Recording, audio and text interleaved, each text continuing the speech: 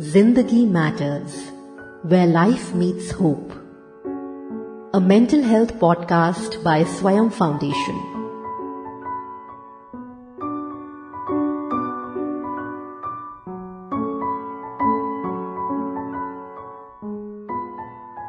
Welcome to the show Zindagi Matters, where life meets hope.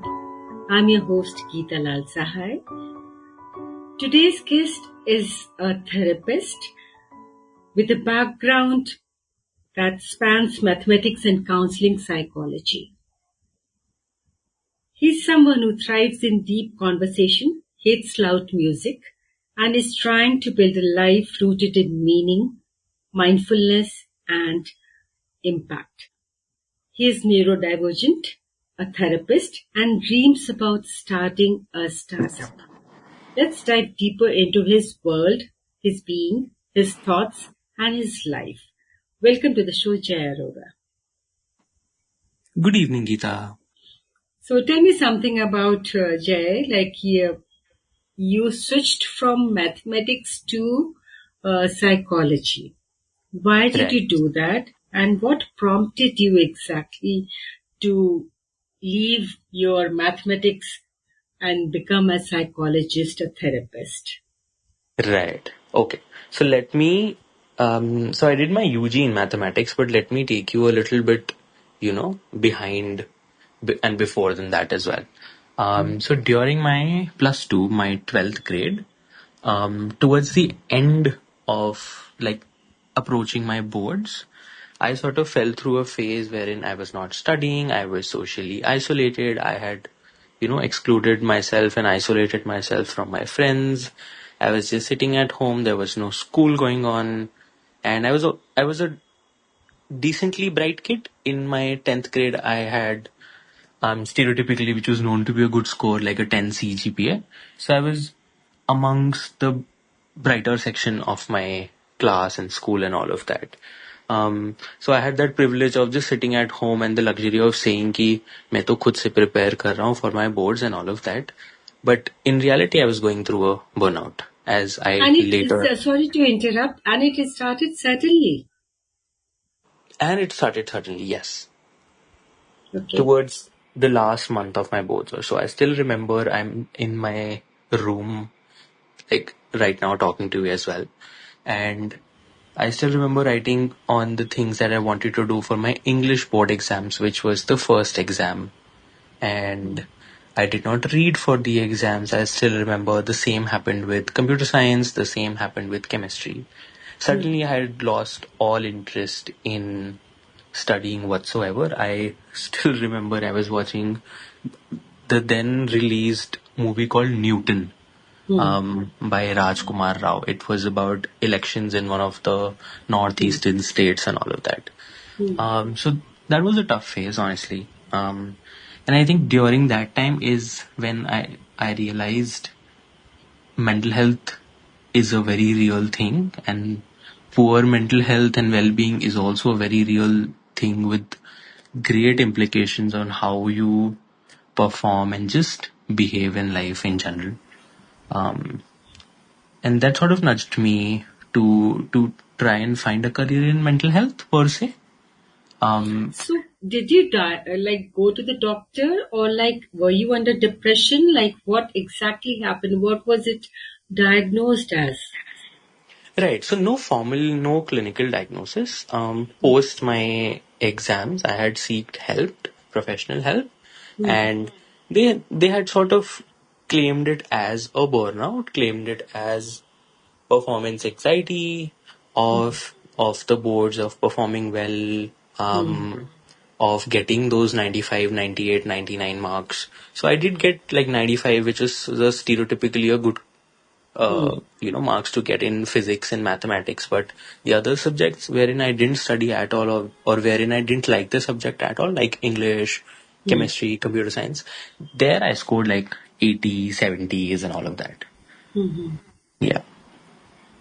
So, okay. So you have also mentioned that you are neurodivergent. So can you elaborate on that, Jay? Right. So there has not been a formal diagnosis of, you know, ADHD or ASD or any other neurodevelopmental disorder. But me and my therapist, through various experiences I've had, which has been sort of an accident early in childhood, a C-section birth, complex trauma early in life, and all of that, and my responses of, just to name a few, not being able to focus very well, being very easily distracted, being bothered by loud noises, and 5, 10 other things.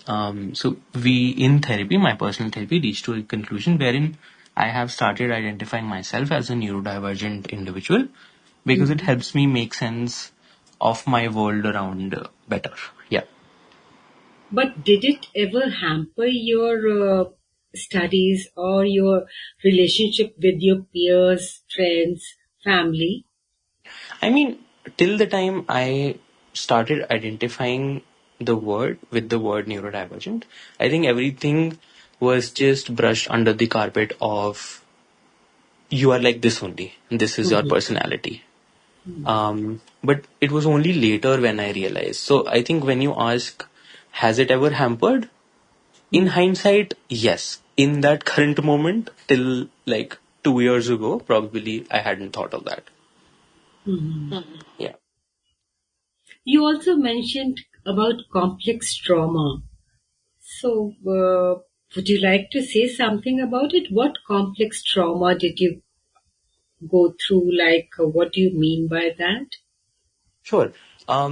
So I won't be very comfortable talking about the specifics of the information, but I can just go through what complex trauma is. Mm-hmm. So I've also done my research on something called adverse childhood experiences. Mm-hmm. It is a broader term for complex trauma, although it Mm-hmm. has not been identified or recognized in the ICD last edition yet. But it's very widely used term. And it Mm-hmm. basically divides a child's experiences into two bigger themes. One is abuse, under which physical abuse, emotional abuse, neglect, and all of those things come in. And the other segment is household dysfunction, which is very, very common and very, very prevalent in India per se. Mm-hmm. Um, Therein would be your, being malnourished, having constant Emotionally, you fights. mean to say? Yeah, and physically as well. Both of the terms are valid. There are Mm-hmm. people in India and in the world who are physically malnourished as well, Mm-hmm. forcefully or just by circumstances. Mm-hmm. Having a parent who's sort of going through a mental health condition, for example, schizophrenia. Having a parent who is overly dependent or addicted to any form of substance, let's say weed or let's say cocaine, anything like that. So all of that comes under household dysfunction.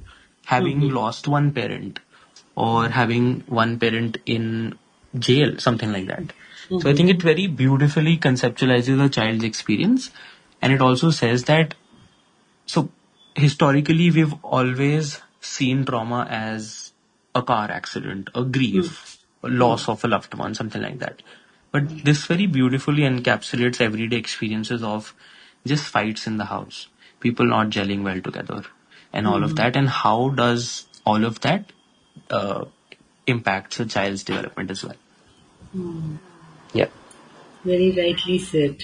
You also say that you want to begin your own startup. So, what kind of a startup are you visualizing? Is it related to mental health? Like, what kind of? Right. So my background is uh, that I'm very fascinated by how businesses run, Hmm. and having seen startups do well and the amount of reach that they have in the world, the amount of people that they can impact, I feel like mental health in India also deserves a great product. Already there are many services and products out there, and I think I also want to build something of my own. I have already worked with a startup called Pause. It was a mental health startup with the idea of finding the best fit psychologist for people. I Hmm. had worked with them for over a year, Um, but currently, I'm not working on any. I can't disclose actually what I'm working on. I'm working on a segment between AI and mental health, but still it's in ideation stage, and I feel like that's the most I can talk about it yet. Mm-hmm. Okay. So, as a therapist, what kind of people they come to you? Like, you may share some of the experiences, like what kind of problems do they bring? Right.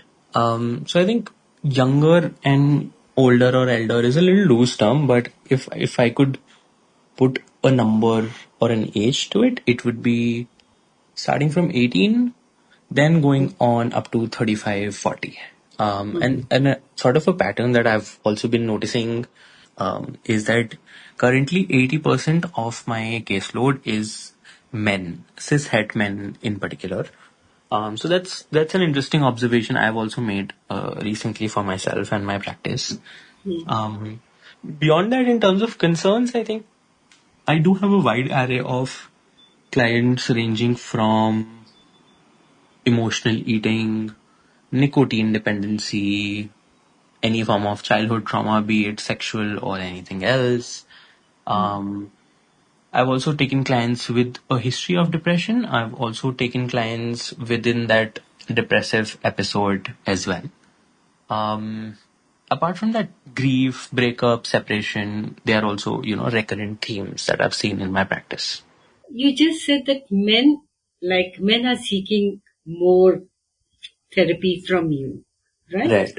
The other day I was just watching a series somewhere and like there was one quote that the main character says that from his father taught him to be like a stone and never cry. Hmm. So Yeah. this kind of problem, do men come up to you? Yeah. I mean, not explicitly, because, a lot of these patterns are so deeply not conscious that they just become part of you.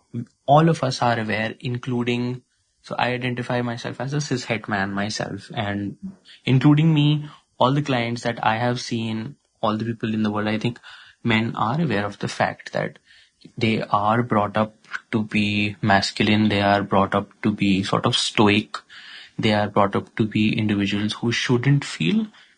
वो हिंदी में बोलते हैं ना कि मर्द को दर्द नहीं होता, don't behave like a girl if you cry as a boy and all of that. So I think stereotypically, historically, societally, narrative wise, these things are very widespread.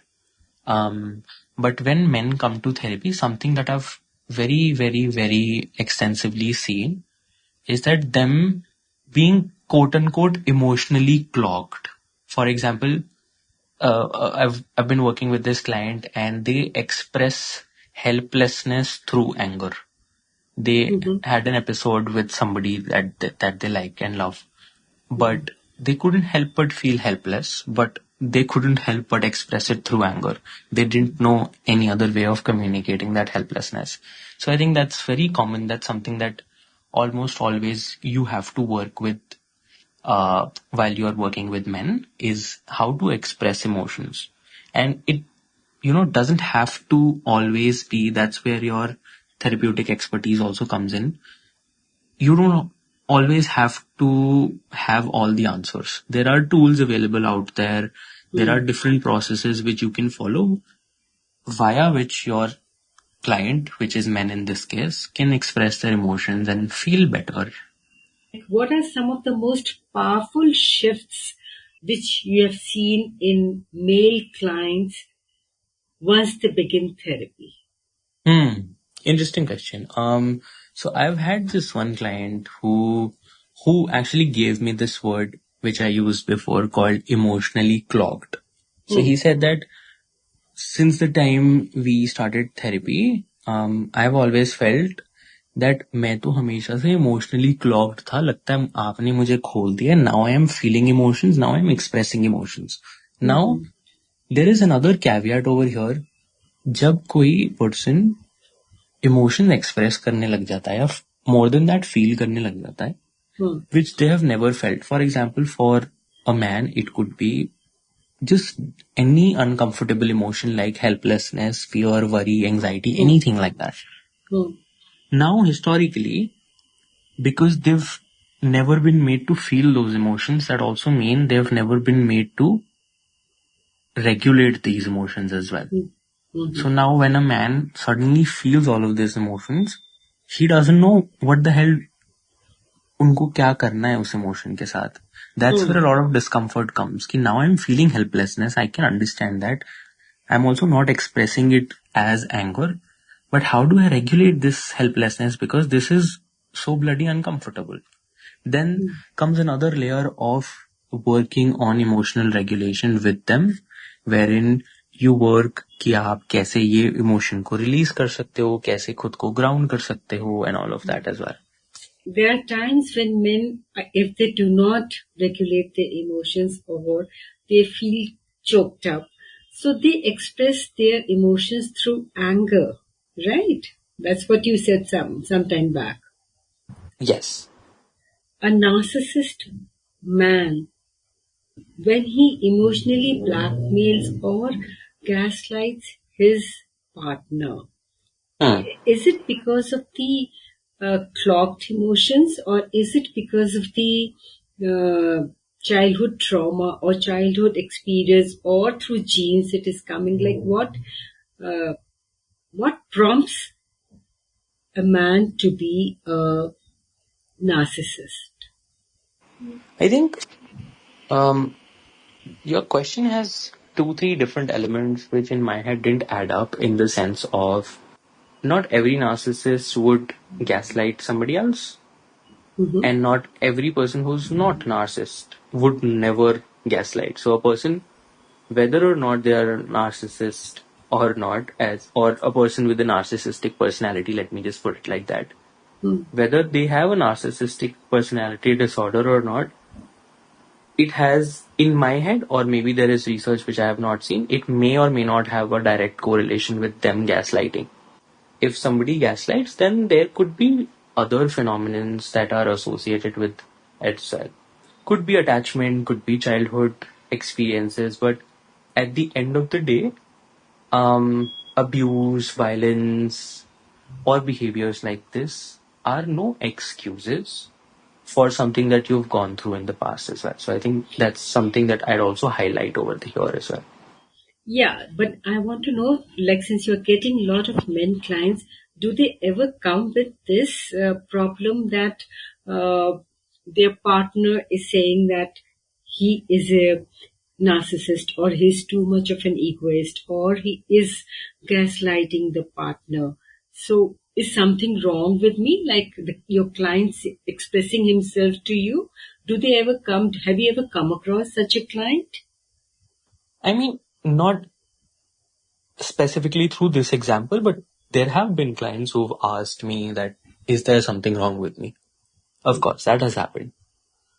And if you look at the core of, in a way, try to identify the core emotion of this question, is, again, I feel like it's helplessness. They're trying to find an answer and they feel incapable or less capable of finding it on from themselves. That's why they're putting that question or putting that onus or putting that responsibility on you as a therapist कि यार मुझसे handle नहीं हो रहा, please help me figure out this emotion. And I think that's what the process of therapy also teaches them in a way. You also talk about loneliness, and you say the younger people are more lonely. Is it true? And like, what kind of experiences do they come to you with? So I think loneliness in terms of an epidemic, as you know, it has been called in media itself, is a very real phenomenon. I think younger people, again, I don't have researched answer to this, but whether you are younger or whether you are elder, you are no longer safe from feeling lonely or isolated. That's where the world is also heading, in terms of the amount of social media that we use, in terms of the amount of, just how connected and aligned we are on the internet, but probably not as much in person with our people. human beings have always been, we've evolved from living in caves to being, hunters to being gatherers. Gatherers was basically a collectivistic form of living. And now we are then, in a way, being divided in terms of, directly our times being spent alone versus our time being spent in company of others as well. So yeah, So how do I we do begin think, to fix it? How do we begin to repair it? hmm, I think again, if you look at loneliness, Hmm. form of connection can be in two ways. One with your own self, one with your community. Hmm. When you are working on establishing a connection with your own self, then it's a very unique answer. I can't give answer for somebody else. They, in a way, over time and with therapy and through reflection, find that answer for themselves. For example, for me, it would be getting up early in the morning, going to the park that I really love, that I've been going to from my childhood, and then just spending time in nature. That's my way of connecting with myself, with my thoughts and all of that. Or maybe going to the gym in the evening. Hmm. Those are a couple of ways.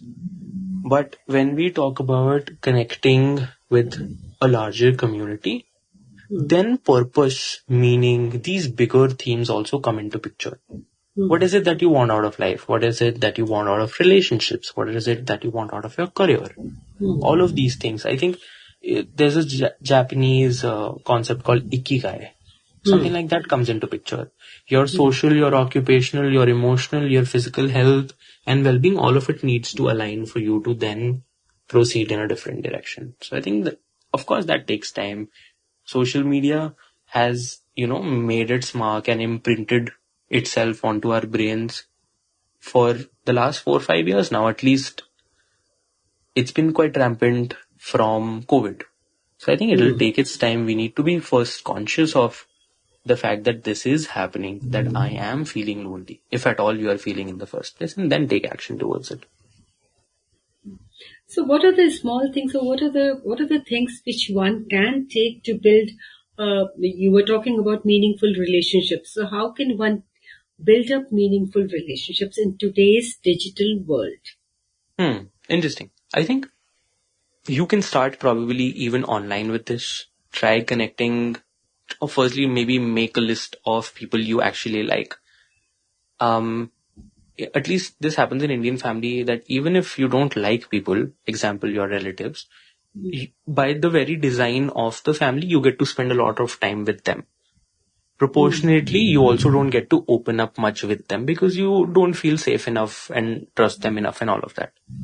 Identify a bunch of people, 3, 4, 5 people that you can trust, you feel like talking to. They could be your school friends, they could be your college friends, they could be your colleagues, they could be your parents as well, for all you want. Parents, grandparents, if you have a child, could be anybody. Talk to them about your day. Ask about their well-being. Just take interest in people's lives to then be, reciprocated of the same in return as well. One can start from there. But it's a very difficult task nowadays because half the time people are meeting, but they are still just concentrating on the telephone, on the Yeah. cells rather, mobile. Yeah, So, that is true. and And it there's will no take some conversation. effort. So that makes them, I think, one more isolated from the world. 100%, 100%. I mean, it takes conscious effort to first disconnect yourself from your phone for even 30 minutes. I ran this experiment like last weekend. I didn't carry my phone while I was going to meet a friend. Hmm. And the two of us went to a park in the evening last Sunday. We walked for like a couple of hours. We were chatting and all of that. Hmm. I probably spent like 2, 3 hours with him and I didn't have my phone with me. There were, birds that I wanted to take a shot of. The IPL is going on, so I wanted to check the score. I wanted to text somebody something. There were minimum 10 instances where I wanted to use my phone in a 2 hour, 3 hour time frame. And every time my hand would go in my right pocket and it would be in a way disappointed that, oh shit, the phone is not there. So we are hardwired, we are conditioned, we are habituated to use our phones to be in a way dependent. There are so many of us who use our phones just because we are bored. If I see people in the metro, if let's say if they're feeling bored, sure, just probably turn up a podcast, turn up a Netflix series and just pass time. Makes sense. But I'm also saying it has become a dependency now. Yeah, it has become a dependency now. You describe yourself as introspective and calm. So, how do you balance that with the chaos or emotional intensity that Hmm. come with being a therapist?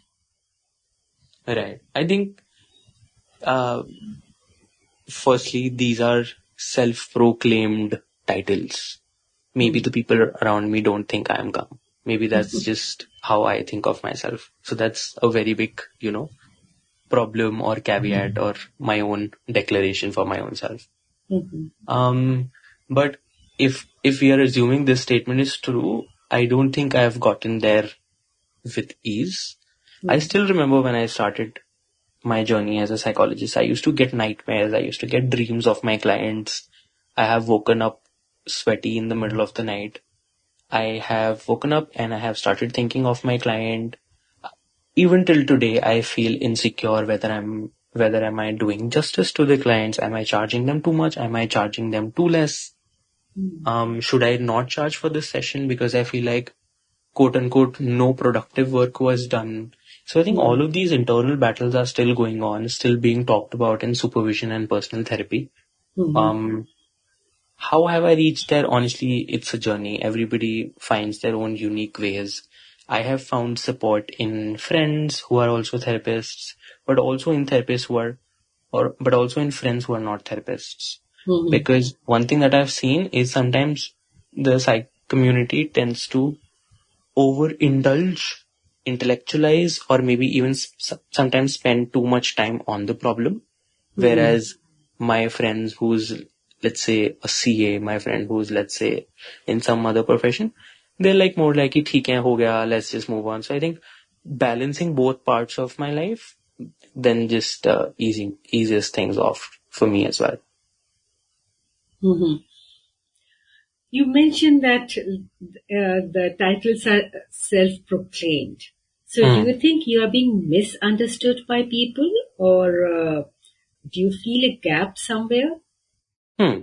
No, I don't think so. I think when I said self-proclaimed, I think that's me, that comes from me understanding or being able to understand myself the way I am. So I think those titles that I've given to myself have come from reflection and not ego. Um, when you say, do I feel misunderstood?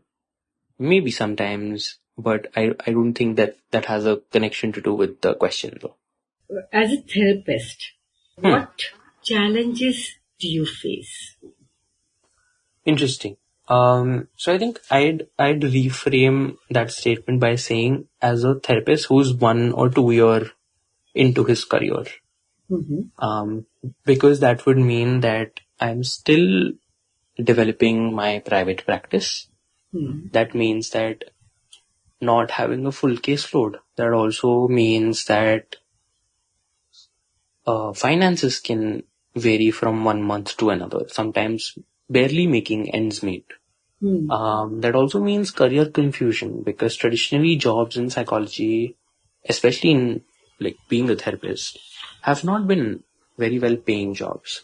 So I think one needs to carve out a way through private practice a lot. And that's what I'm focusing majorly on at private, for myself as well. I think apart from that, how to be a little less insecure about myself in the session, that, oh, I am a young psychologist. Am I capable enough or not? I think that's a journey. Everybody has gone through that as well. So I'll probably also take my sweet time in feeling comfortable. Um, apart from that, I think just any other young person's problem. I worry about finding meaning in life. I feel bad when my day is not going productive. I feel great when my day is going productive. So yeah. And as say, like in therapy, like therapy has undergone many changes. A few years back, it was not even, as you were mentioning, like people were not considering it seriously. How people now take therapy? How have they started taking therapy? Because till a few years back, counselors and therapists were not considered important. Hmm. But now they suddenly, younger people have started giving a lot of importance to therapy. Hmm. Like you ask anyone, oh, I'll ask my therapist and come back to you about it. Right. So it has suddenly gained a lot of popularity. Hmm. So what, according to you, has undergone change in the thinking of people? People have started probably taking mental health more seriously. And I think because they've started taking their mental health seriously, that means one way of getting your mental health in order is through therapy. Therapy is not just the way. If you see, if you just backtrack it a little bit, Hmm. therapy is a tool for getting your mental health and well-being in order per se. Right? Hmm. Hmm. Maybe the past generations didn't consider or didn't give enough emphasis or importance to mental health. But global pandemics like COVID-19 made you think and believe that mental health is a real thing and bad mental health has real impacts on your life. Till Hmm. the time I had not had that burnout in my 12th grade, Hmm. I was not aware of therapy. I was not aware how bad burnout feels like, Hmm. how largely it can impact your life. Hmm. And I think my burnout into 500 million times was the impact of COVID. For Hmm. it had a collective burnout for people. It was a collective, large, long term, upheaval in people's mental health. Hmm. There was death, there was fear, there was uncertainty, and all of that. So I think COVID was probably that, you know, event wherein people started considering that maybe I should focus more on my mental health. Hmm. And that's where therapy also, which is one of the most prominent tools of reaching a better mental health, Hmm. also started becoming more popular. I think because that generation, which we now call Gen Z, was probably under 18 at that point in time, Hmm. or still young per se, I think that Hmm. also had to go through the brunt of COVID. Elder Hmm. people, quote unquote, older people, adults, and all of that probably had some more ways of coping through that stress.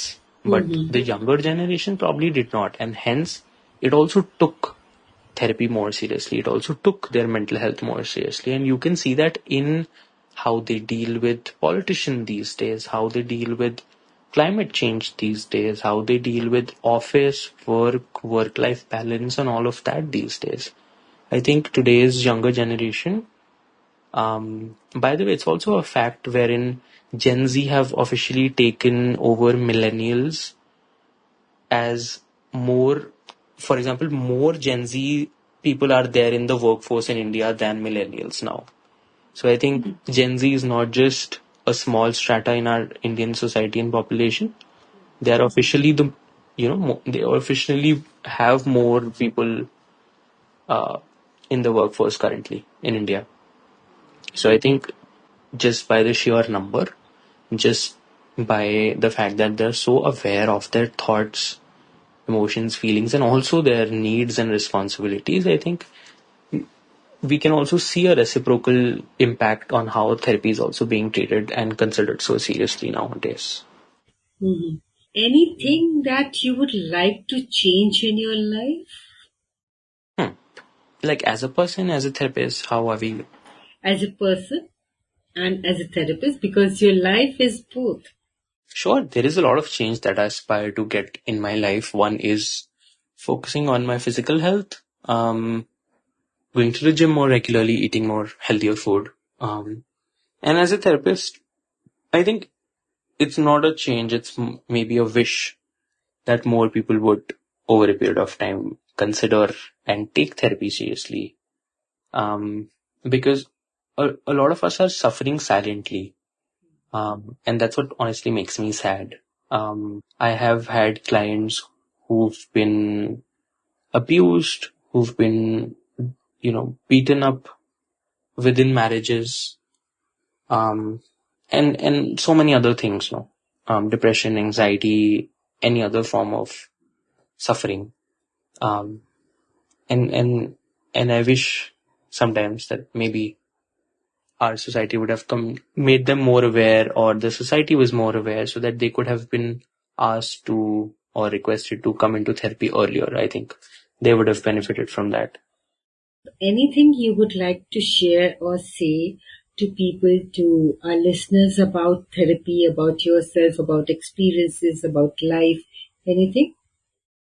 I think one thing that I'd like to put out there is that therapy is not just for crisis. You can't only take therapy when things are going bad. There are, forms of therapy through which you can also work on some of the other things in life. Probably, so this is how we mentioned that therapy is not just to take you from -1 to 0, but also from 0 to +1. So it can also be used for people who are also not going through, crisis actively as well. So I think I wish more people would know that. So are you saying people should, even if they are not feeling anything, any mental health issue, they should take therapy? Are you saying that in some way or the other? Sure, yeah.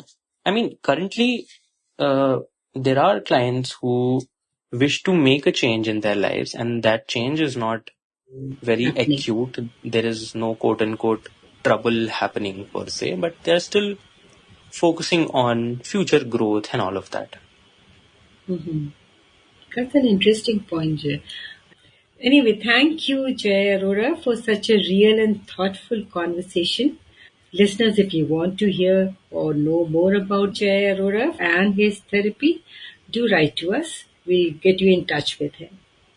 Thank you, Jai. Thank you, Geeta, for hosting me and for the lovely conversation. Zindagi Matters, where life meets hope. A mental health podcast by Swayam Foundation.